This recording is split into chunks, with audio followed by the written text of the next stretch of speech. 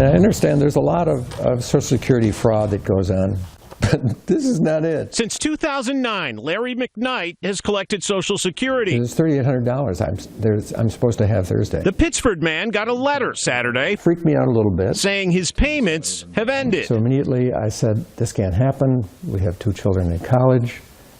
We depend on that money to pay bills. Social Security also says McKnight owes them $6,000. The marketing designer was blown away to find out why. If it wasn't so sad, it would be funny. The Social Security Administration says it's because he's in prison. I wasn't in jail, never have been. A case of mistaken identity. There is nothing that we have in common except our first and last name. Involving a New York City man. He's eligible for parole in June. Who's doing time in prison for arson and robbery. It took me 30 seconds to look up his name and found out he was in prison again since October. Now McKnight is trying to get the mess straightened out. It's not about entitlement. It's about the fact that I've worked for 55 years and have paid into Social Security, and it's something that I'm using to live on.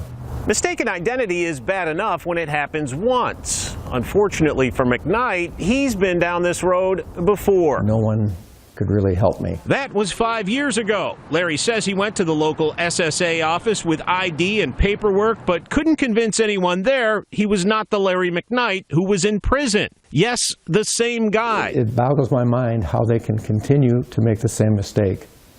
And especially when it impacts people. The Department of Correctional Services eventually helped McKnight straighten out that mess. But Larry says no one ever apologized. Oh, of course not. Of course not. No, not even from the local office. And now he has to do it all again. It has to be happening to other people. I'm not the only lucky person that this is happening to. The Social Security Administration doesn't comment on specific cases, but a spokesperson did tell us the agency will work with McKnight to fix this problem. Unfortunately, I'm not very confident. But with a mortgage and college payments for his kids, McKnight says he'll believe it when he sees it. I mean, if I knew how it was going to play out, I'd say, okay, it's going to be all set in 2 days, everything will be fine. But I don't know that. Seth Voorhees, Time Warner Cable News.